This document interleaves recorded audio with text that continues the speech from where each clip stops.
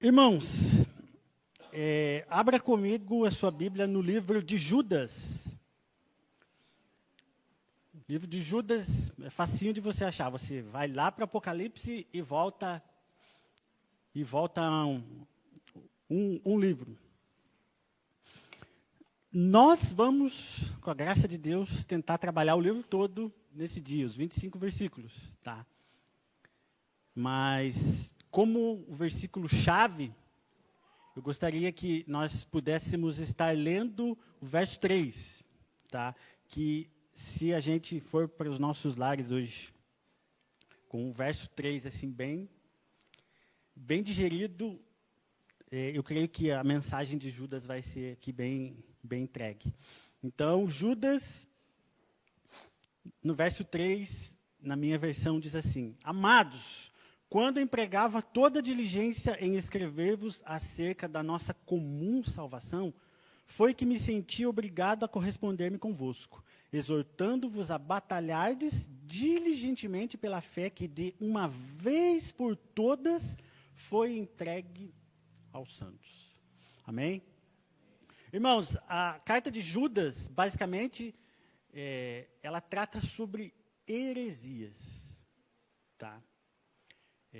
Tivemos recentemente, né, nas férias, o pastor ministrou algumas aulas na EBD sobre heresias, mas por algum motivo Deus me trouxe a essa palavra de Judas, né? Eu ia falar sobre Gálatas, mas a coisa mudou de direção e eu acabei indo para Judas. Então, creio que é a direção de Deus para as nossas vidas, tá? Então, vamos tentar estabelecer aqui algumas definições. Então, primeiramente, o que é uma heresia? Tá? A palavra heresia, lá no dicionário do Champlin, né? Até mesmo no dicionário comum, é uma palavra que vem do grego e ela tem uma pronúncia diferente, né? Eu não falo grego, mas aí você vai no Google, ele traduz a palavra para você, é uma palavra xeretiá. Né? E o que significa o xeretiá? Significa que é uma doutrina contrária àquilo que foi definido pela igreja em matéria de fé. Igreja que não é a IBBV, não é a igreja placa. Tá? Igreja que é a igreja do nosso Senhor, né? Então, é tudo aquilo que é contrário em matéria de fé. Inclusive, vamos entender aqui matéria de fé no decorrer da palavra. E onde há uma heresia, há um herege. Então, o que é o herege? Então, o herege é aquela pessoa que acredita, que promove, né, aquela opinião, aquela doutrina que é contrário, né, ao que a igreja entende como matéria de fé. Na Bíblia, nós vamos, acho que só uma vez no livro de 2 Pedro, a palavra heresia aparece. Mas nós vamos entender heresia aqui como sinônimo de falso, o herege, né? O herege, ele é o falso mestre ou o falso profeta. Então, são sinônimos que eles cabem perfeitamente aqui na carta de Judas. E por que nós precisamos estudar sobre heresias? Essa é a pergunta. E eu, quando tenho a oportunidade de estar ministrando, uma pessoa, ou não sei quantas pessoas nós temos aqui, eu gosto sempre de ser prático. Né? E o motivo, assim, eu teria milhares de motivos. Né? Mas, irmãos, precisamos estudar sobre heresias por um motivo assim, muito simples. Talvez você possa olhar para o lado, ver cadeiras vazias, e lembrar de irmãos que não estão mais aqui conosco. Na minha cabeça, assim, ocorre pelo menos 4 irmãos que até ontem estavam sentados aqui. Mas foram conduzidos, né, pelos ventos de doutrinas e hoje não estão mais conosco porque estão meio, né, eu não sei se eu posso chamar de igreja, né? O pastor chama de seita, então não vou usar seita. Estão aí junto às seitas, e aliás, nem nas seitas estão mais, porque estão perdidos. Tá? Então, por que precisamos estudar sobre heresias? A gente precisa estar atento. E a carta de Judas, ela traz assim, parece, eu estava falando com o Brian ontem, parece que a carta de Judas foi escrita semana passada. Tamanha a atualidade da carta. E, obviamente, sem mudar uma vírgula sequer do que foi escrito. Então, precisamos estar atentos. Amém? Então, o tema dessa mensagem é combatendo heresias. Cristian, você pode passar, por favor? Eu não gosto, hoje eu não vou usar muito slide, não. Não dá para enxergar muito bem, mas basicamente esse é o esboço da carta de Judas. Os 25 versos, eles estão divididos de que forma? Então, nos versos 1 e 2, Judas faz uma saudação. Dos versos 3 a 4, Judas eles apresenta o propósito da carta. Aí, dos 5 a 7, ele dá alguns exemplos na história. Aí, do 8 ao 11, de 8 a 11, ele faz algumas aplicações e exemplos. Do 12 ao 16, ele descreve como são os hereges. E aí, por fim, né, dos versos 17 a 23, ele faz uma exortação aos crentes. E os 2 últimos versos, ele faz uma doxologia. E aí, Cleverton, se você quiser saber o que é doxologia, você vai ter que aguentar até o final. Amém? Amém? Eu acho que em 2 horas eu consigo terminar isso aqui. Então, irmãos, permaneça com a sua Bíblia aberta. Nós vamos passar versículo por versículo, tá? Então, retroceda aí, a gente leu 3, então vamos voltar para o verso 1. Então, vamos ler aqui, vamos seguir esse esboço. Então, versos 1 e 2 diz assim: Judas, servo de Jesus Cristo, irmão de Tiago, aos chamados, amados em Deus Pai e guardados em Jesus Cristo. A misericórdia, a paz e o amor vos sejam multiplicados. Irmãos, aqui já tem uma aula fantástica sobre combater as heresias, tá? Mas vamos trabalhar os tópicos aqui. Então, primeiro, Judas. Quem é Judas? Eu acho que é muito importante a gente entender. Esse Judas aqui não é o Iscariotes, tá? Eu acho que é muito importante falar isso aqui. Não é o Judas Iscariotes. Quem é esse Judas? Ele se apresenta aqui de uma forma bastante humilde, né? Esse Judas aqui, ele é o irmão de Jesus. Tiago era irmão de Jesus, então Judas é irmão de Tiago e Jesus, tá? Na verdade, ele é o meio-irmão de Jesus, né? Por quê? Judas, não, vamos pela ordem, né? Jesus, Tiago e Judas, os 3 são filhos de Maria, mas somente Judas e Tiago é que são filhos de José. Então, por isso, Jesus é meio-irmão de Judas. Amém? Porque José não é o pai de Jesus, amém? É importante a gente pontuar as coisas corretamente. Gente, e aqui, algo que é comum, né, nas cartas, o autor ele se apresentar e mencionar para quem aquela carta é dirigida, né? E aqui, Judas, então já sabemos que Judas é irmão de quem? De Jesus. Mas como Judas se apresenta? Servo de Jesus. Ele se coloca na mesma linha que nós. Tá? Há muito ensinamento nisso aqui. Tá? Porque o herege ele gosta de títulos. Então, se Judas fosse um herege, ele ia falar, ó, gente, aqui quem fala é Judas, irmão de nada mais, nada menos que Jesus. Entendeu? Mas não é isso que Judas faz. Ele se apresenta como servo de Jesus. E ele faz mais ainda, ele fala, eu sou o irmão de Tiago, porque Tiago era conhecido. Judas não era conhecido. Tiago era um pastor proeminente na época. Ele falou, eu sou irmão de Tiago. Então, ele não usurpou de um possível título que ele teria, que é ser irmão de Jesus. E outra coisa muito, muito, muito importante é que Judas não ousou dizer que ele era apóstolo. Porque Judas não andou com os 12.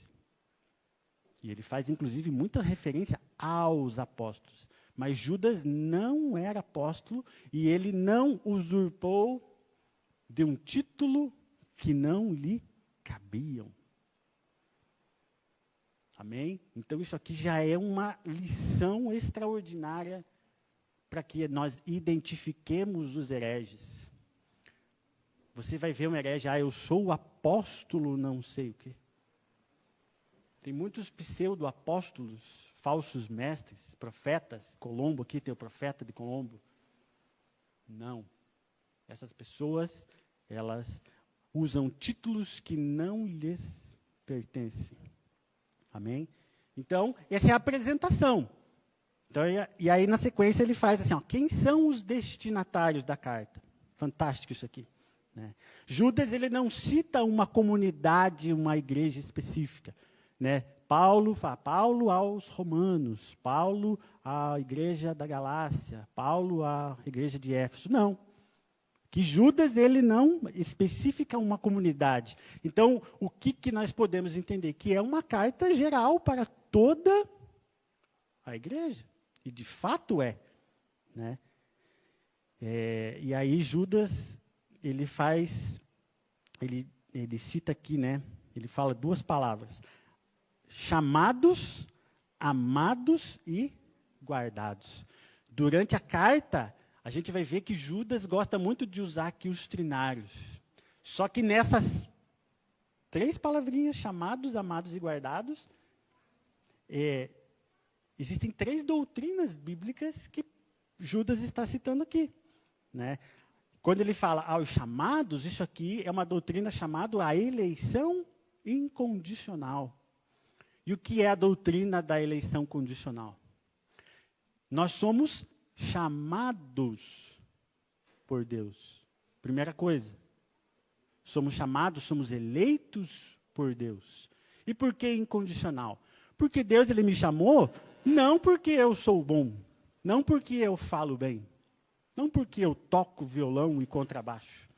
Ele não te chamou porque você toca muito bem teclado, piano, flauta e etc. Não. Não depende da sua condição. Por isso que a doutrina é do chamado incondicional. Então, todos nós aqui, crentes em no Senhor Jesus Cristo, somos chamados.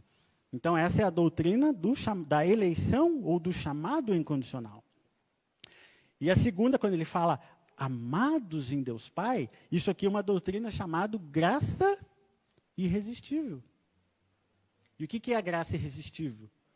Quando Deus te chama e você ouve, você não resiste. Por isso é a graça, a doutrina da graça irresistível. Lembre-se, Judas aqui ele está falando com a igreja. Então ele está trazendo à memória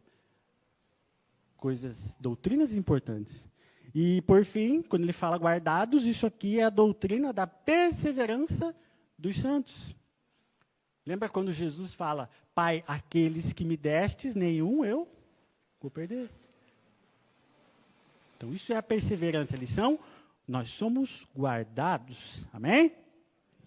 E aí, então, Judas ele vai falar mais 3 palavras. Ele fala, a misericórdia, a paz e o amor vos sejam multiplicados. Não, estou aqui ainda. Então, misericórdia. O que é misericórdia? Misericórdia é assim, eu e você merecíamos o quê? A morte. Romanos 8 diz assim que o salário do pecado é a morte. Mas quem morreu no nosso lugar? Jesus. Então, isso é a misericórdia. Deus não atribuir aquilo que nós merecíamos. Isso é a misericórdia de Deus. Né? Deus concede sua misericórdia, né, aos malfeitores, ao demonstrar tolerância, mesmo quando a justiça exige castigo. Todos nós merecíamos o castigo, mas Cristo é quem recebeu o castigo. Então, isso é a misericórdia. E aí, na sequência, ele fala a paz. E o que é paz? Paz nada mais é do que a restauração dos relacionamentos quebrados. Rússia e Ucrânia. O que nós esperamos? Esperamos a paz. E o que é a paz? Esperamos que o relacionamento entre os povos seja restabelecido. Mas a paz aqui que Judas está falando nós estávamos em guerra com Deus. Mas por causa de Jesus, hoje nós temos paz com Deus, amém? E o terceiro desejo aqui de Judas é o amor. Então, uma vez que recebemos misericórdia, temos paz com Deus. Então, a paz, ela vem da misericórdia e o amor vem da paz. Então, Deus ele expressa o seu amor, né, pelo ser humano. E Deus nos ama e nós buscamos amar a Deus cada vez mais. Mas tem uma palavrinha final aqui que ele fala assim, ó: paz, a misericórdia, a paz e o amor vos sejam multiplicados. E por que será que Judas não falou a paz e o amor vos sejam acrescentados? Isso aqui é maravilhoso. Vamos entender essa palavrinha aqui, multiplicados. Alguém consegue explicar o amor de Deus?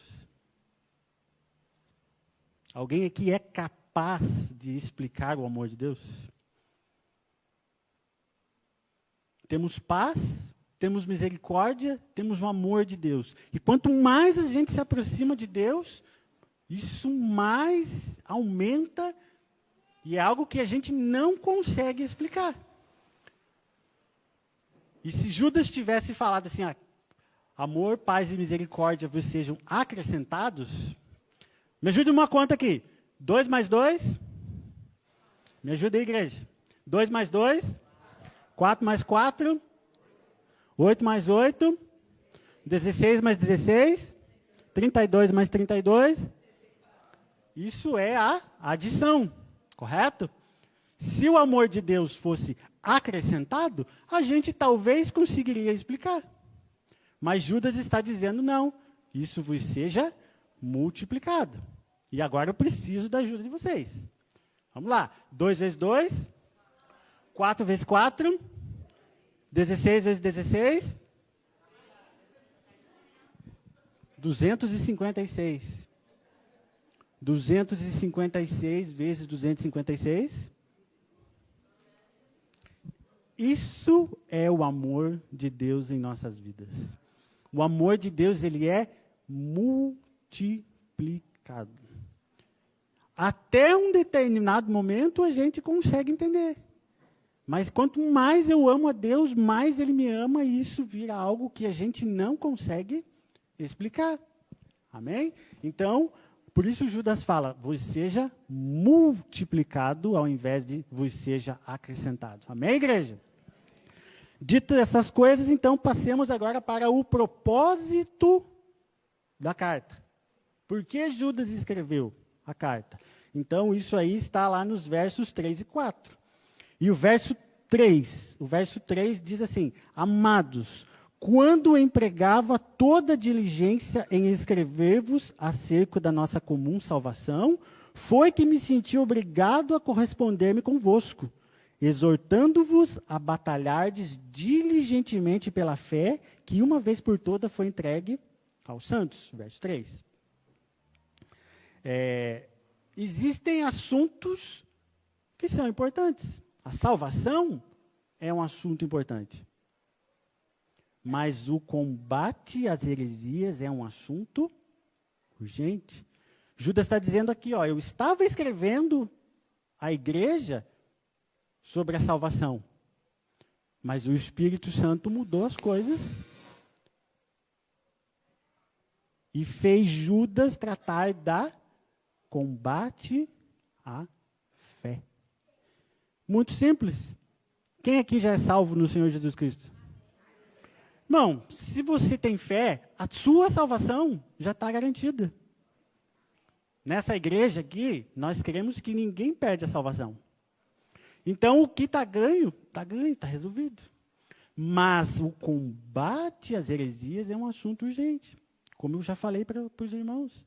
Irmãos nossos aqui estão desviados da fé porque deram ouvidos às heresias. Mas aqui, então, há algo que a gente precisa esclarecer. Nós precisamos combater, né? Judas, ele nos exorta a combater a nossa fé. Mas qual fé Judas está falando aqui? A gente pode simplesmente, de uma maneira mais simplista, dividir a fé em dois tipos de fé. A fé subjetiva e a fé objetiva. Explico. O que é a fé subjetiva? A fé subjetiva é a segurança que eu e você temos em Deus. Amém? Isso é a fé subjetiva. Mas por que ela é subjetiva? Porque cada um aqui entende, tem um relacionamento com Deus diferente. Que isso impacta na nossa fé.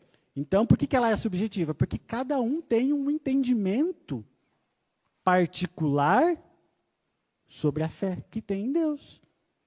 Não é dessa fé que Judas está falando. Judas ele está falando de uma fé que é objetiva. E o que é a fé objetiva? A fé objetiva, meus irmãos, é o conjunto de crenças do nosso cristianismo. É o evangelho que foi proclamado. Isso é a fé objetiva, meus irmãos, é o que vocês estão segurando na mão. Ó. Isso aqui é a fé objetiva, está escrito.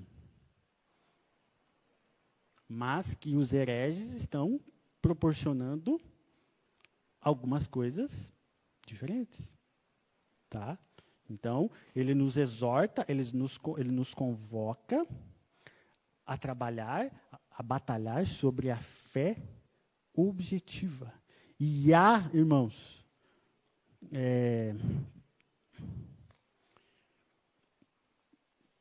para tudo o que você está fazendo agora, até os irmãos da mídia lá, para tudo o que vocês estão fazendo. Porque isso aqui é o cerne das heresias. Se você entender e guardar no teu coração o que eu vou falar aqui agora, você vai saber identificar uma heresia. E eu vou ler de novo o verso 3, lá no final, na parte B. Né? Ele fala assim, ó, exortando-vos a batalhar diligentemente pela fé, já sabemos qual fé é essa, que de uma vez por todas, que foi dado de uma vez por todas. O que isso quer dizer, meus irmãos? O que nós temos aqui escrito hoje é assim, ó, Deus deu para Jesus, Jesus deu para os apóstolos, e os apóstolos disseminaram, foram encarregados de distribuir para a igreja. Mas o que Deus deu lá no princípio, os apóstolos, eles reproduziram fielmente, porque eles receberam de quem? De Jesus. Então, meus irmãos, quando Judas fala, uma vez que foi entregue de forma definitiva, a minha versão, na verdade, ela fala assim, foi entregue de uma vez por todas aos santos. Então, ele está dizendo assim, ó, não tem mais novidade. A nossa fé subjetiva está pronta, está aqui, ó. Não existem revisões, Não precisamos fazer atualizações, novas interpretações. Existem, né, os hereges, depois eu vou falar um pouco mais, mas é o evangelho sobre uma releitura. Gente, isso não existe. Deus deu para Jesus, Jesus deu para os apóstolos, e os apóstolos deram para a igreja. Ponto. Mais à frente, existe outro ponto, mas se você gravar isso aqui, você vai sentir o cheiro da heresia. Amém? Então, é sobre a nossa fé subjetiva que nós devemos batalhar. Todos nós, todos os crentes, amém? E aí, no verso 4, então, ele fala assim, ó, pois certos indivíduos se introduziram com dissimulação, os quais desde muito foram antecipadamente pronunciados para essa condenação. Homens ímpios que transformaram em libertinagem a graça do nosso Deus e negam nosso único soberano Senhor Jesus Cristo. O que ele quer dizer? Então, o herege, meus irmãos, ele se infiltra em nosso meio. Eles conhecem o nosso modus operandi. Eles falam a mesma língua que a gente fala. Eles, quando, né, o louvor é aleluia, graças a Deus. Então, eles se introduzem em nosso meio.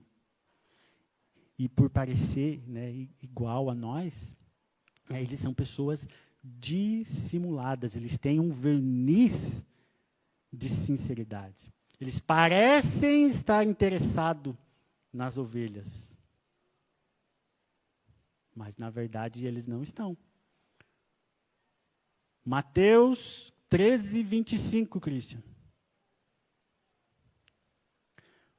E aí, quando que o herege vai agir?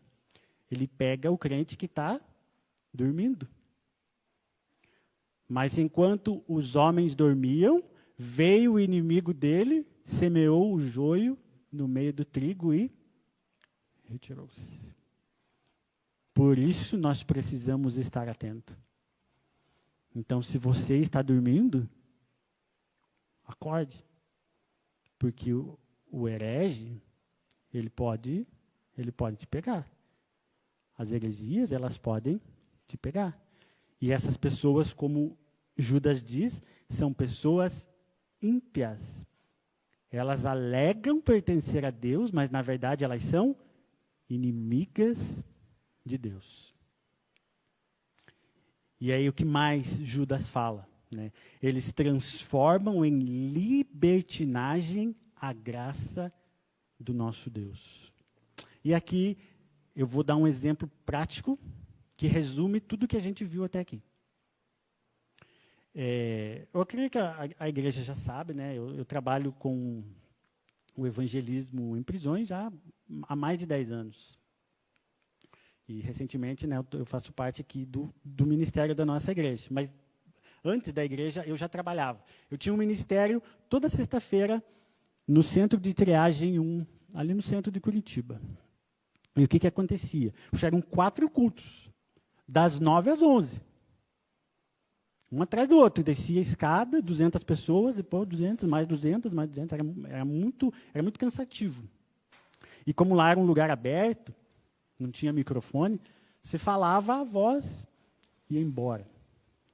Então, e os trabalhadores eram poucos, né?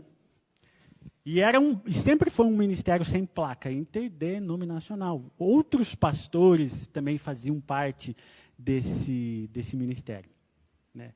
E certo dia, um pastor que caminhava comigo, ele trouxe uma bênção. Rapaz, tocava violão, cantava, que era uma beleza. Glória a Deus. Uma coisa a menos para eu fazer. E aí ele se introduziu ali no nosso meio, glória, aleluia, amém, amém, amém, glória a Deus. 1 mês, 2 meses, 3 meses, ele foi caminhando. Parecia um dos nossos. Mas certo dia, Ele, puxa, Tiago, eu vejo como é cansativo, né? Você ter que pregar 4 vezes. Eu posso pregar também. Eu falei, já era, irmão? E aí, eis que chegou o dia, então eu fiz o primeiro culto no pavilhão de cima, e no culto de baixo a gente trocou, né? Ele me deu o violão e ele ficou com a palavra. E aí ele começou a falar assim, irmãos, aqui ninguém é pecador. Ninguém aqui é pecador. Que isso? E tudo que eu falei no culto em cima, ele desmentiu tudo embaixo. Eu falei, não, me dá isso aqui. E, né, fomos para o terceiro, eu fiz o terceiro e o quarto culto. E como e aquilo, né? Só que assim, terminava o culto, que ia cada um para o seu canto, né, trabalhar. E eu liguei para o pastor, chegou esse cara estranho aqui. Como foi o senhor que trouxe? Vai atrás. Ah, tá. Aí ele foi atrás. Ele foi, não é igreja, né? É uma seita. E então eu fui apresentado à teologia da hipergraça. E o que é a hipergraça? Então, Judas está dizendo aqui, né? Transformam a graça de Deus em libertinagem. Então, e ele era um adepto da teoria da hipergraça. Depois a gente fez toda uma investigação, né? E o que é a heresia da hipergraça? Pensa comigo, tá? Deus mandou Jesus para morrer pelos nossos pecados. E a Bíblia diz que Jesus levou todos os nossos pecados. Se Deus levou todos os nossos pecados, logo, não existe mais pecado. Se não existe mais pecado, eu posso fazer o que eu quero.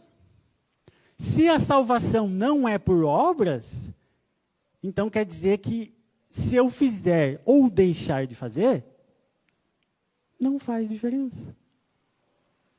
Isso que eu estou falando é a heresia da hipergraça. Mas, percebem que tudo que Judas falou até aqui, eu vivi, eles se infiltram, eles são dissimulados, mas, na verdade, o que eles querem é dissimular, dissuadir as suas ideias libertinas. Isso é muito sério. Mas quem faz isso está negando a Cristo. Então, essas pessoas, elas são apóstatas. Veja o que, né, Judas falam ali, né? Judas fala, ó, pois certos indivíduos se introduziram com dissimulação, os quais, desde muito, já foram antecipadamente pronunciados para a condenação. Então, os hereges já foram previstos lá atrás, muito, muito antes de Jesus. Na verdade, a gente vai ver aqui que lá desde Enoque já existiam, né? Mas a condenação deles já está guardada. Então, ninguém que seja inimigo de Deus vai escapar da punição. Amém? Versos 5 a 7. Verso 5 diz assim, quero, pois, lembrar-vos, embora já estejais cientes de tudo, uma vez por todas, que o Senhor, tendo libertado um povo, tirando-o da terra do Egito, destruiu depois os que não creram.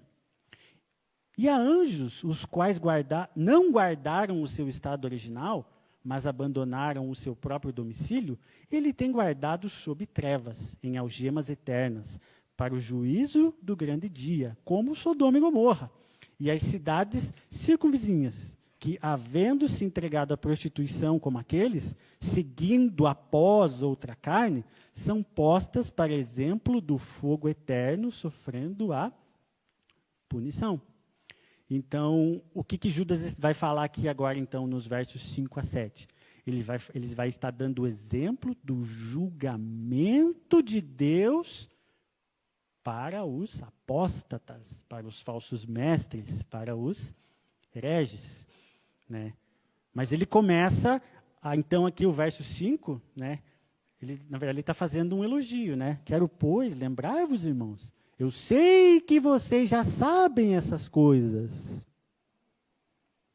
mas eu estou trazendo à memória, porque tem irmãos que estão dormindo. E como vai ser esse julgamento divino? A gente acha que Deus é bondoso, que Deus é amor, né? Isso tudo é verdade. Mas essas pessoas aqui, Deus não vai ter pena delas. E para demonstrar que Deus não vai ser parcial, que Deus vai executar o seu julgamento, ele deu aqui 3 exemplos. Quais são esses exemplos? A libertação do povo do Egito, ele fala dos anjos caídos e ele fala de Sodoma e Gomorra. Então, o povo de Israel era um povo amado por Deus. Ainda é, né? Mas o povo era escravo no Egito. Então, Deus fez uma série de milagres e tirou esse povo do Egito. Só que o que aconteceu? O povo não creu. O que Deus fez com eles? Ficou todo mundo no deserto. O Hernandes Dias Lopes diz que o deserto é o maior cemitério que existe na Terra. Porque mais de 2 milhões de pessoas pereceram no deserto. O povo amado de Deus, o que aconteceu? Ficou por ali. Não creu, não obedeceu a Deus, ficou por ali. Esse é o primeiro exemplo. Mas Judas ainda, ele vai falar assim, os anjos que estavam com Deus, lado a lado, eles não mantiveram a posição de honra que Deus deu para eles. O que Deus fez? A Bíblia, aqui ele está dizendo, né, que Deus não poupou nem mesmo as criaturas celestes. Né? Elas tinham posições de governo. Judas aqui está dizendo, elas estão presas. E há anjos que não guardaram o seu estado original, mas abandonaram o seu próprio domicílio. Eles têm guardado sob trevas, em algemas eternas, para o juízo do grande dia. Então, a gente tem que esclarecer o seguinte, os anjos eles não estão presos. Satanás não está preso. Né? Os anjos caídos não estão presos. Porque se eles estivessem, o mundo não seria o que é. O que Judas está dizendo assim, eles estão presos em trevas espirituais. Porque eles estão separados de Deus, então eles vivem em trevas espirituais. E o que eles estão presos aqui? Ao julgamento. Deus já estabeleceu o julgamento dos anjos. Então eles estão presos a esse julgamento. Então eles estão soltos por aí, mas o julgamento, o que é deles, já está guardado. E por fim ele vai falar ainda o terceiro exemplo, que é Sodoma e Gomorra. E o que a gente, quando a gente fala de Sodoma e Gomorra, o que a gente lembra? A imoralidade sexual, prostituição, relações homossexuais. Quando Judas fala aqui no final, né? Homens ímpios que transformam... Não, tem uma parte que ele fala aqui, ó, seguindo outra carne. Não, está no 7. Como Sodoma e Gomorra, havendo entregado a prostituição, como aqueles seguindo após outra carne. O que isso quer dizer? Os homens mantinham relações com homens. Mulheres mantinham relações com mulheres. Então, isso aqui é a libertinagem, a imoralidade sexual. E aí Judas termina dizendo, então, tudo isso que eu estou apresentando para vocês aqui, ó, são exemplo do fogo eterno. O julgamento dessas pessoas já está estabelecido. Amém? Aí, versos 8 a 11, né, que Judas continua dando outros exemplos, né? E aí aqui no verso 8. Ora, estes da mesma sorte, quais sonhadores alucinados, vou repetir, sonhadores alucinados.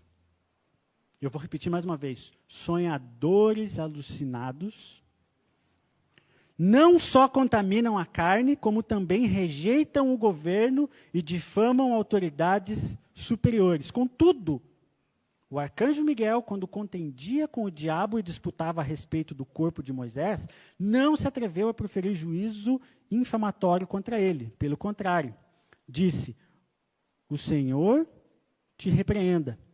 Estes, porém, quanto a tudo que não entendem, difamam, e quanto a tudo que compreendem por instinto natural, como brutos, muito obrigado, meu irmão, sem razão, até nessas coisas se corrompem. Ai deles, porque prosseguiram pelo caminho de Caim, movidos de ganância, se precipitaram no erro de Balaão e pereceram na revolta de Corá. Bastante coisa, né? Vamos lá. Então, o verso 7 e o verso 8, eles estão intimamente ligados, né? Então, ora, esses da mesma sorte, quais sonhadores alucinados. E esse é mais um ponto que eu gostaria de ressaltar.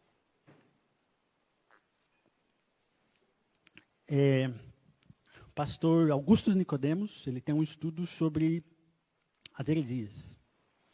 E ele vem pegando desde lá de trás.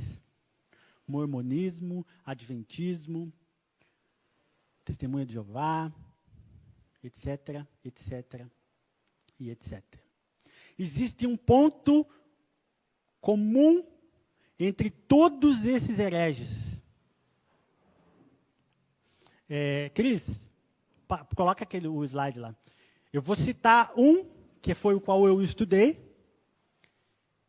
mas que é o ponto em comum. É o terceiro slide. Tá aí? Desculpa, não estou vendo. Então, vou voltar a falar aqui da hipergraça. Então, eu fui estudar para saber qual que é desse povo aí.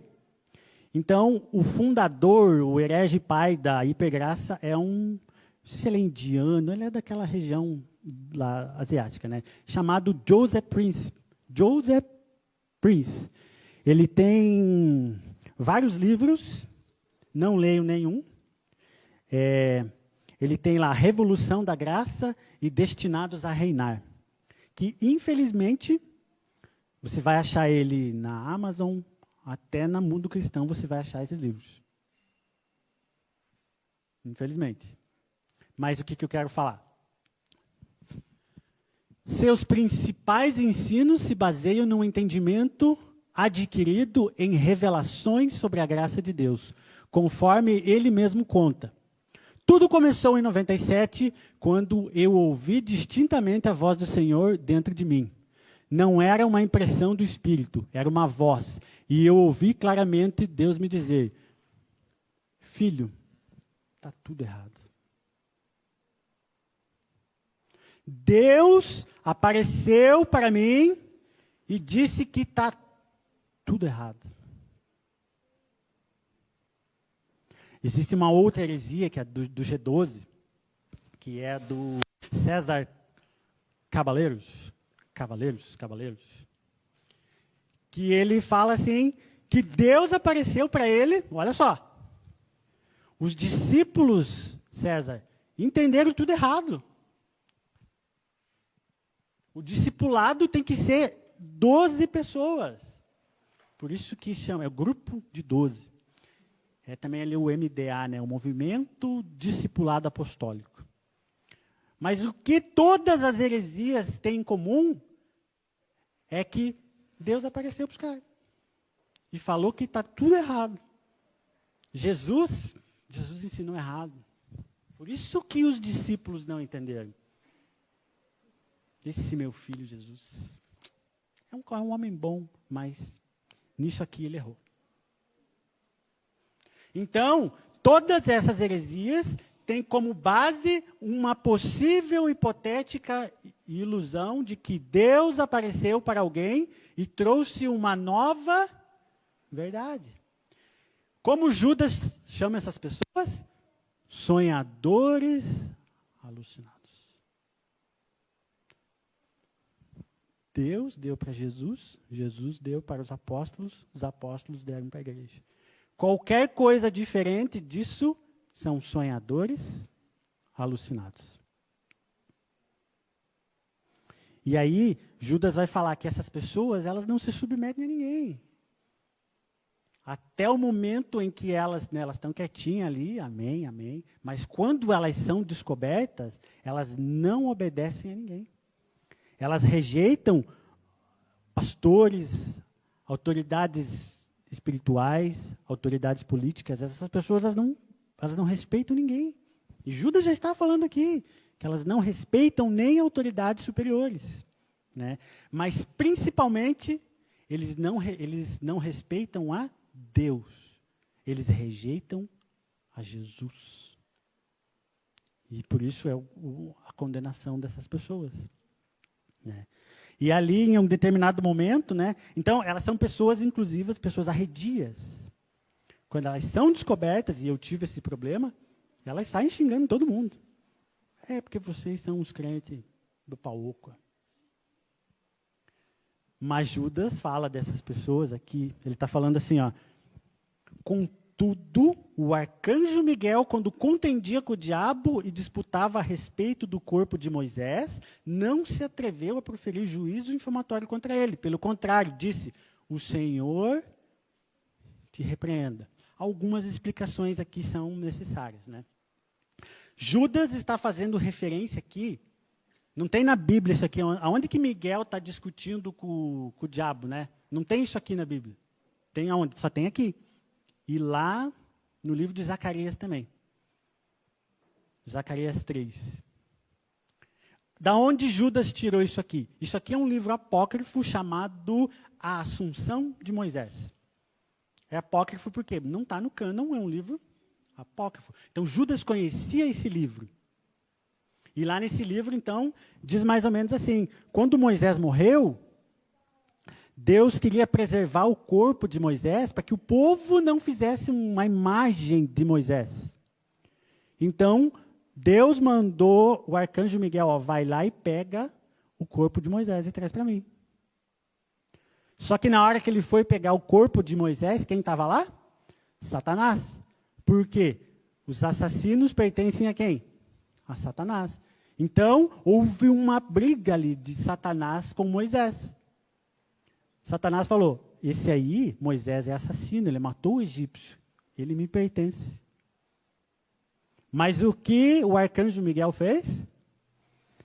Ele falou assim, ó, o arcanjo, que é um ser superior, numa contenda com Satanás, que é o piso, é o ser mais inferior que existe, o que o arcanjo Miguel falou para ele? O Senhor te repreenda. Ele não ousou proferir um juízo difamatório contra Satanás. Ele simplesmente falou, o Senhor te repreenda. Qual que é o ensinamento? Quando tivermos, então, um problema com os hereges, o Senhor te repreenda.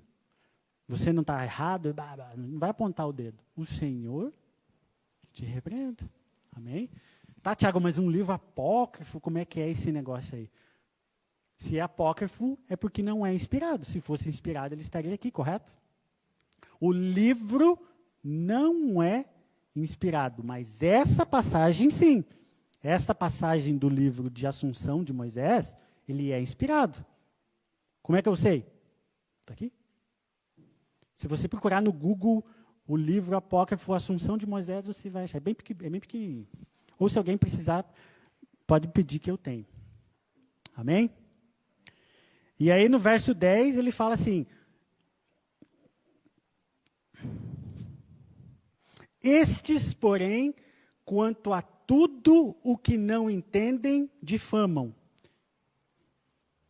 Quanto a tudo o que compreendem por instinto natural como bruto, sem razão, até nessas coisas se corrompem. O que Judas está dizendo para nós aqui. Então, primeira coisa, compreendem por instinto natural. O que isso quer dizer? Deus colocou em todos nós aqui a semente da religiosidade. Todos nós temos. Todas as pessoas buscam a Deus de alguma forma. Não é verdade? Por isso que existem tantas religiões por aí. As pessoas, elas estão em uma busca por Deus. Por quê? Porque Deus colocou essa semente em nós, seres humanos. Mas aí Judas fala, mas como brutos sem razão, até nessas coisas se corrompem. O que Judas está dizendo aqui? Os animais, eles são regidos pelas leis da natureza. Por exemplo, eu gosto de brincar com meu cachorro de jogar bolinha. Termino o expediente, eu vou lá e jogo uma, jogo duas, jogo três. Mas chega uma hora que o bichinho cansa. E quando ele cansa, o que ele faz? Ele para. Por quê? Porque ele é regido pelas leis da natureza. E aí Judas, então, faz uma comparação e fala, mas os hereges, nem as leis da natureza eles obedecem. Eles não se cansam. E mesmo cansado, eles continuam batalhando. São incansáveis. Percebem como a carta de Judas parece que foi escrita semana passada? É uma carta muito atual. Eu precisaria de mais uns 20 minutos para encerrar. Não vou atrapalhar o almoço de vocês? Tá. A partir de agora. E aí Judas, então, no verso 11, ele fala, seguiram no caminho de Caim,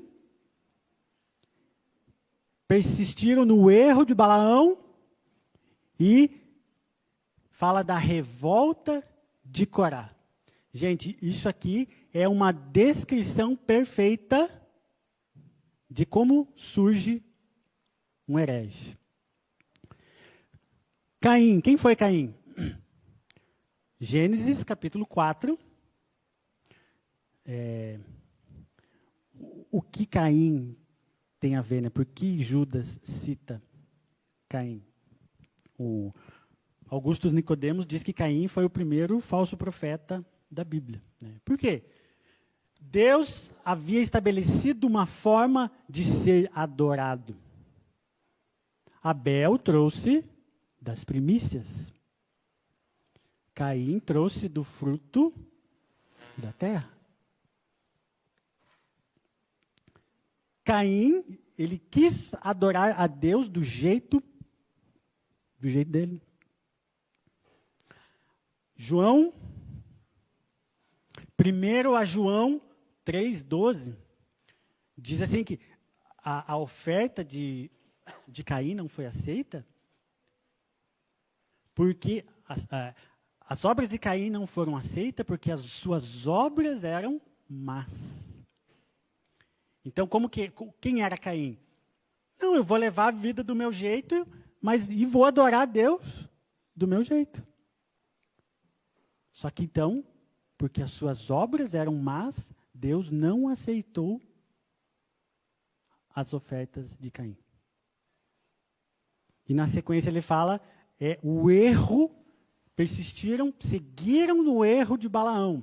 Quem foi Balaão? Está lá em Números 22. Balaão era um profeta que profetizava por dinheiro. O que você quer ouvir hoje, irmão Gastão?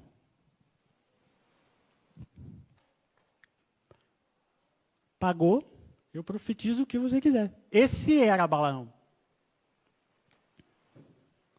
Ele profetizava por dinheiro. E Corá, quem foi Corá? Moisés tinha lá Arão era o sumo sacerdote, e Corá, ele era levita. Só que se você ler o livro de Números, lá no capítulo 16, você vai ver que Corá, ele queria o lugar de Arão.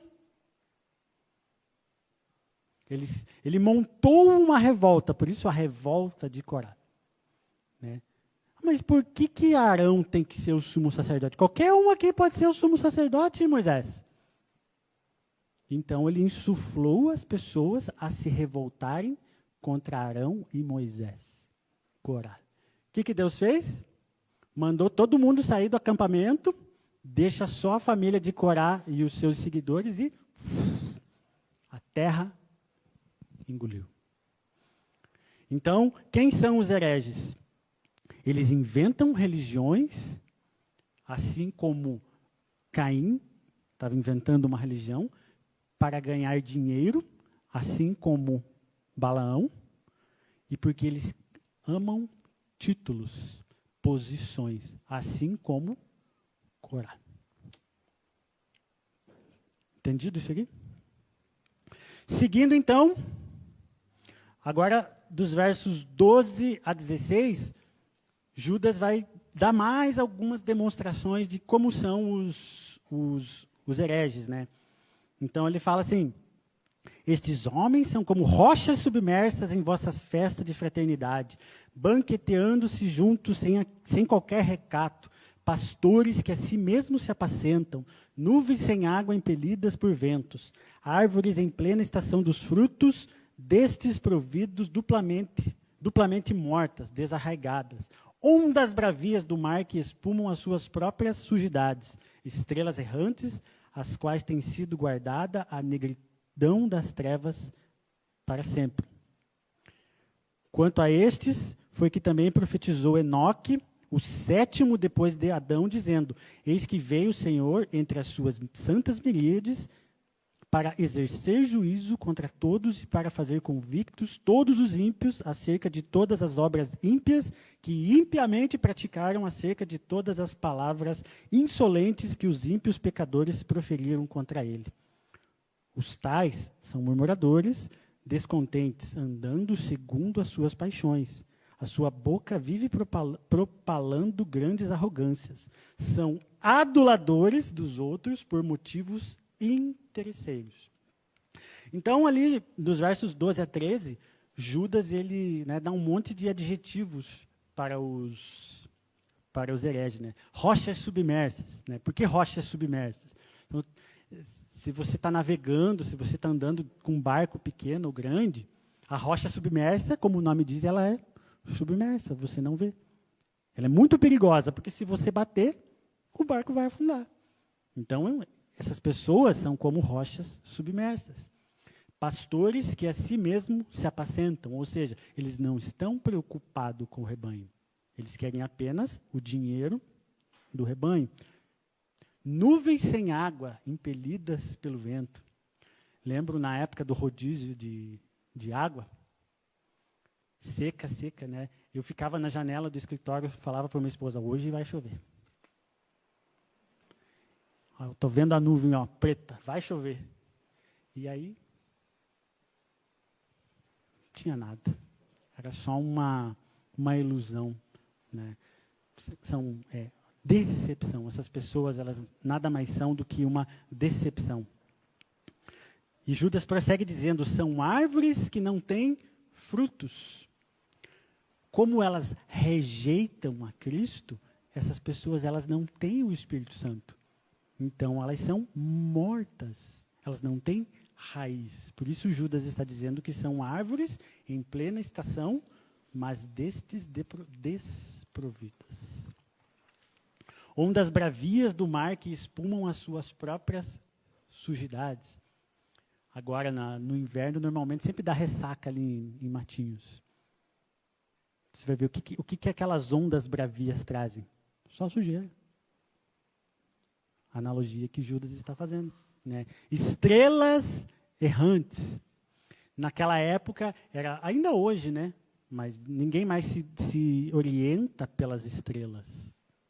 Mas naquela época, era muito comum, tanto na navegação marítima, ou mesmo quando as pessoas iam de uma cidade para outra durante a noite, elas se guiavam pelas estrelas.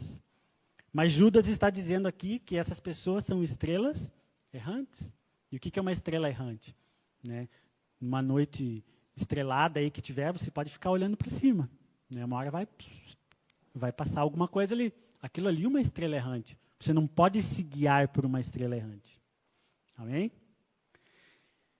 E aí, no final, Judas fala, então, agora, para as quais tem sido guardada a negridão das trevas para sempre.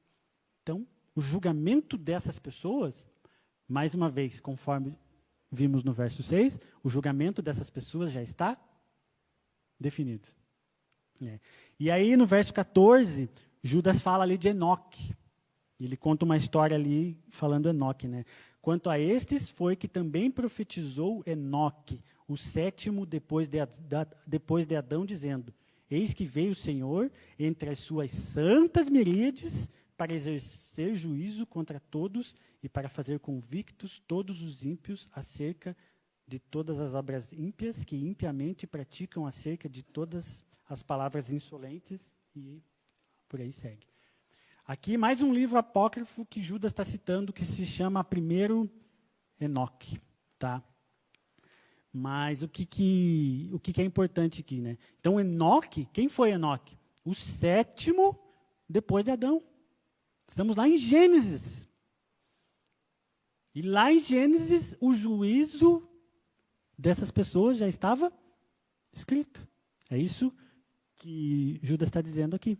Mas o que é mais importante, ele fala assim, ó, entre as suas santas miríades. Ele está falando aqui como vai ser o julgamento dos hereges. Então, Deus virá com as suas santas miríades. E a palavra miríades quer dizer incontáveis. E por que Judas está dizendo isso? O julgamento dos hereges não vai ser assim, ó, Augusto. Vamos pegar os hereges, vamos levar lá para o fundo, na churrasqueira, e vamos chamar a atenção deles lá, depois que acabar o culto, para ninguém ver. Não. Deus virá com as suas santas miríades de anjos e vai exercer o julgamento ali, para que todos possam ver. A audiência vai ser maior do que a final da Copa do Mundo. Vai ser público. Por quê? Porque essas pessoas difamaram o nome de Deus. Amém? Eu vou pular para o verso 16, porque ali nos 15 e 16, Judas também, ele fala que eles são murmuradores, que eles são críticos, seguem os seus próprios desejos perversos, vangloriam-se e adulam-se. Eu quero citar apenas aqui, ó, seguem os seus próprios desejos perversos. Que isso aqui tem a ver com ele ser sonhador. Porque a pessoa, ela quer tanto aquilo ali, ela quer tanta promiscuidade, mas ela também quer Deus. Aí ela sonha que Deus apareceu para ela, dizendo, não, pode fazer. E aí eu quero citar um fato aqui muito importante, eu até comentei no culto dos homens, né? Porque aqui Judas está falando aqui do desejo físico que essas pessoas têm. São imorais e tudo isso que a gente já falou. Mas aqui existe uma heresia moderna que se chama evangelho pluralista. Acertei, difícil falar essa palavra. Teologia inclusiva / evangelho pluralista. Pelo nome, os irmãos já podem entender. Mas eu vou contar um fato real. Apareceu para mim uma notícia lá no... Eu mudei de computador e sempre fica aparecendo notícia ali, né? E a notícia era assim, ó. Sobre um casal homossexual, tá? E a notícia dizia assim: após serem batizadas na Igreja Evangélica Pluralista, que acolhe o público LGBTQIA+, etc.com.br, aí o casal, o TM, na verdade é ATM, é a abreviatura TM, e AM é o casal homossexual. Tá? Depois eu falo o nome porque está gravando e não quero que risquem meu carro. Mas depois eu falo no particular. Então, TM e AM, que é o casal homossexual. Então, após eles se batizarem, sabe o que eles descobriram? Que a relação sexual a três é pecado. Mas a relação homossexual não é pecado. Então, isso aqui é o ideal da teologia inclusiva, do evangelho pluralista. Então, o que Judas está falando ali? Seguem os seus próprios desejos perversos. Amém? Por fim, então, a parte final, agora Judas ele faz uma exortação aos crentes, do verso 17 ao 23. Então, até aqui Judas está falando como essas pessoas são. E aí no verso 17 agora ele volta como se estivesse falando pessoalmente com a igreja. Ele falou, ó, essas pessoas são assim, ó. E aí no verso 17 ele começa dizendo, ó, vós, porém, amados, vós, porém, então ele está mudando o discurso, né? Agora é o Judas falando com o pastor Judas falando com a igreja. Ele fala assim, ó, lembrai-vos, ok, lembrai-vos do quê? Da mensagem do evangelho, de modo que vocês possam se defender dos hereges. Ok? Lembrem-se da doutrina dos apóstolos. Amém? Lembrem-se da doutrina dos apóstolos. Né? E ainda, ó, percebe que ele fala, lembrem-se da doutrina dos apóstolos. Eu, Judas, eu não sou um apóstolo. Lembrem-se dos apóstolos. E aí ele prossegue, né, dizendo assim, ó, nos últimos tempos haverão escarnecedores andando segundo as suas ímpias paixões. Isso aqui, na verdade, Judas está citando 2 Pedro 3,3. Ele diz assim, ó, 2 Pedro 3,3 diz assim, ó, tendo em conta antes de tudo que nos últimos dias virão escarnecedores com seus escárnios, andando segundo as suas próprias paixões. 2 Pedro 3,3. Judas está citando Pedro. Tá? E aí ele fala assim, ó, escarnecedores. Né? O que é um escarnecedor da palavra? São pessoas que conhecem a palavra. Eles não são um Tiago da vida que não conhece. Eles conhecem a palavra. E eles vão na veia. Eles vão fazer juízo de Deus. Eles não são pessoas ignorantes. Mas porque eles, né, estão contra Deus, então eles são escarnecedores. Última página.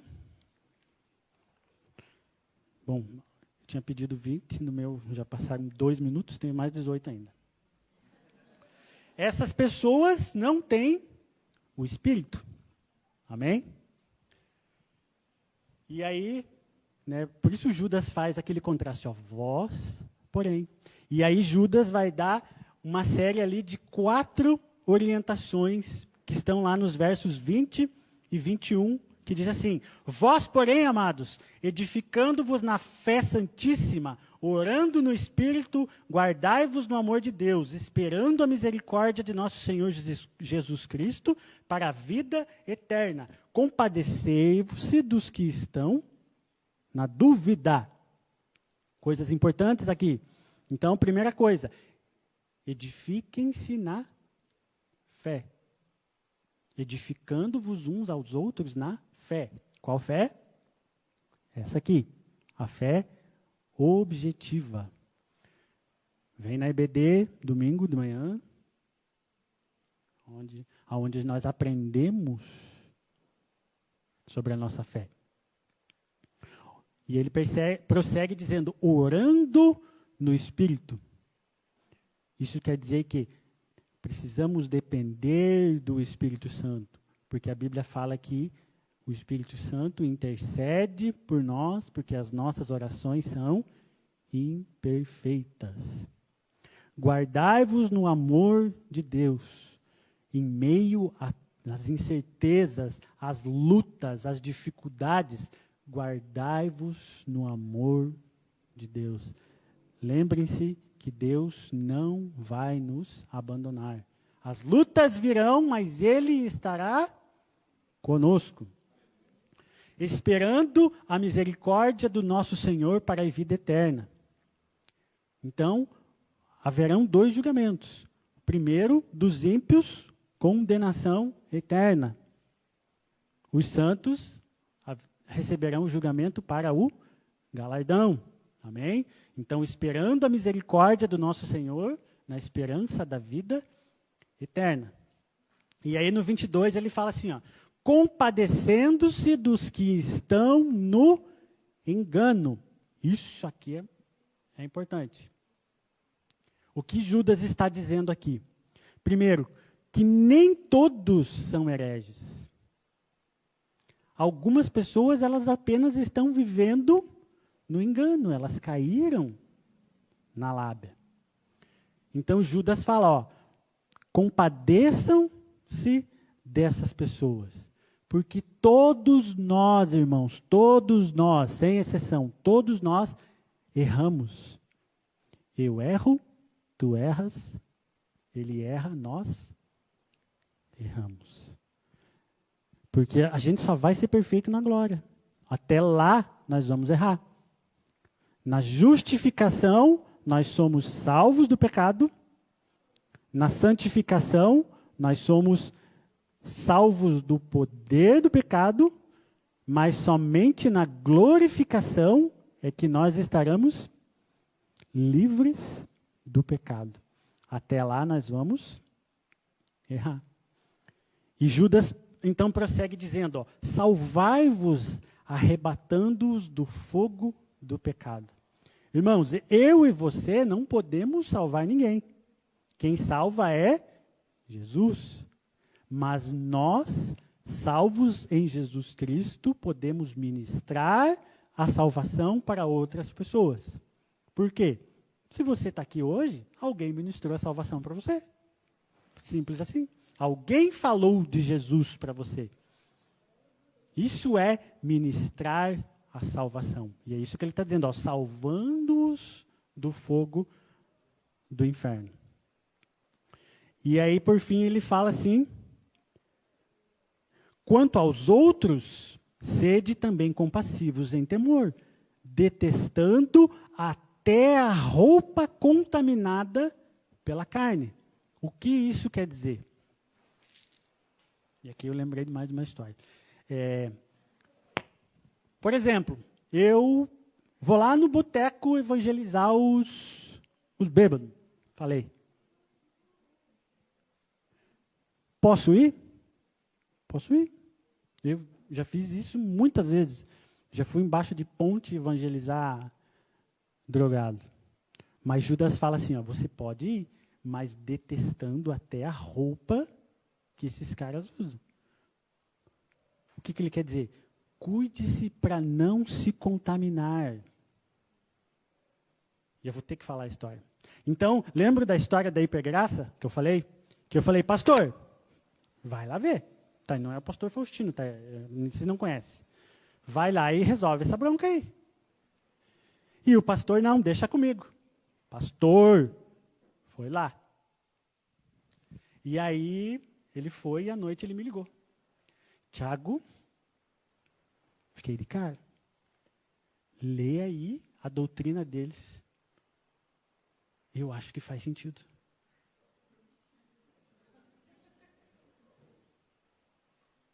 Que Deus te abençoe, meu irmão. Então, porque é isso que Judas está dizendo, cuidado para não se contaminar, porque eles são persuasivos, eles são ardilosos. Posso ir? Vá, mas odiando até a roupa que eles vestem. Amém, igreja? Tenha cuidado para não se contaminar. E por fim, a doxologia, que é a parte final. Amém? E o que é a doxologia? O que é a doxologia, Cleverton? Doxologia é uma palavra do grego, doxa mais logia. Doxa quer dizer louvor, glória, honra. E logia quer dizer palavra. Então, doxologia é uma palavra de adoração. E o que diz os versos 24 e 25? Ora, aquele que é poderoso para vos guardar de tropeços e para vos apresentar com exultação, imaculados diante da sua glória, ao único Deus, nosso Salvador, mediante Jesus Cristo, Senhor nosso, glória, majestade, império e soberania, antes de todas as eras e agora por todos os séculos. Amém. Isso é doxologia. Amém, igreja?